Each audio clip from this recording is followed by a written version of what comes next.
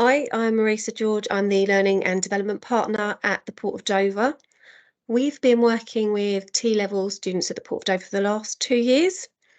They range in different T-level course programmes. We've worked with engineering, different pathways in engineering as well, actually. So we're looking at offering support to design engineering students, as well as the more maintenance pathway and programmes. We've offered support to IT and finance T-level students.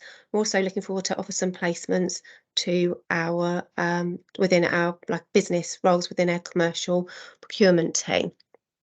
So for those of you that don't know, a T-level it's almost like a technical A-level. It's equivalent to 3 A-levels. The students have got to have passed their English and Maths GCSEs to be enrolled onto the programme. It's technically a full-time course. Students tend to work in the colleges on programme at the colleges 3 days a week, and then in the other 2 days a week, they've got an opportunity to do work placements. So for the students to be able to pass the course, they actually have to attend a 315-hour work placement, and that work placement has to be in direct relationship to the actual course that's offered. So it can't just be a tenuous link. They actually have to be able to meet the requirements of the syllabus to actually have a really valuable experience in the workplace. So we do most of our work with East Kent College groups. A big plug to them. They've been brilliant. We've supported, actually, I forgot to mention construction as well from Folkestone, students from Dover and from Canterbury. And they're our local colleges. The students live quite close to us in Dover. It's important they can actually get to their placement. And really importantly, it's students that might actually want to come and work with us at the Port of Dover one day. Following on from a T-level placement, a student's got a choice to perhaps moving to an apprenticeship.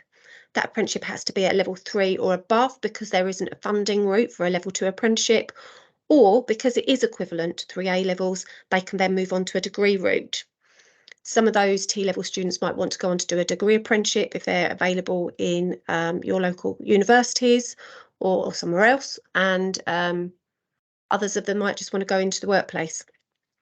So the way that we work with T-level students at Dover tends to be very much driven by the local educational partners that we work with, so East Kent College Group, and we have talked about an opportunity or a vacancy within our team at the port.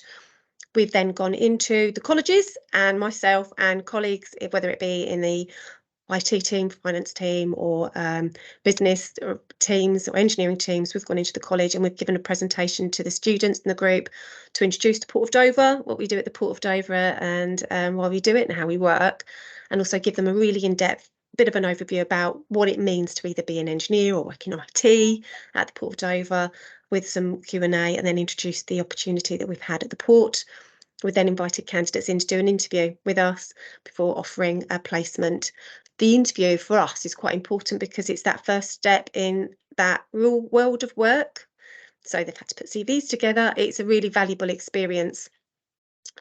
Yesterday, I had the opportunity with my colleague, Craig Payton, at the Port of Dover to interview 6 students at East Kent College Group in Canterbury for 2 placements that we'll have in design engineering.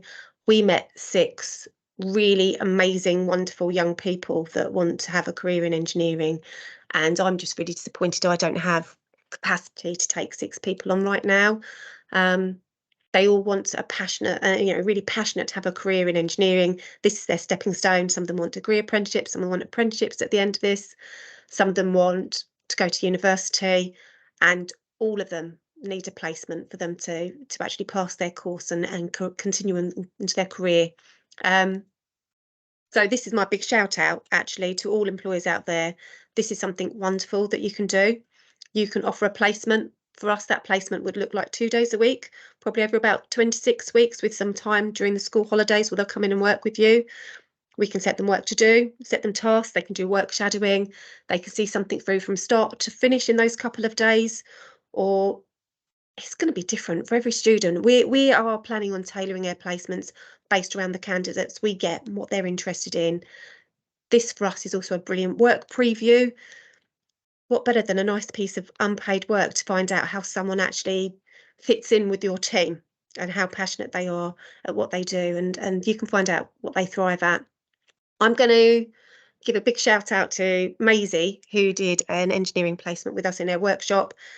Maisie's absolutely awesome. I watched Maisie with my colleague Jim, and he was fantastic with her. He'd ask, she'd ask him questions. Why do we do that? And he would say, well, you need to put this axle here and this part of, of the vehicle underneath to lift it. Why? But why? And it's all those why questions. And it was just amazing to see them work and interact together. And yeah, I'm hoping Maisie applies for an apprenticeship position when it comes up next. And as with others, they're just awesome. And I think you all should be offering T-level placements.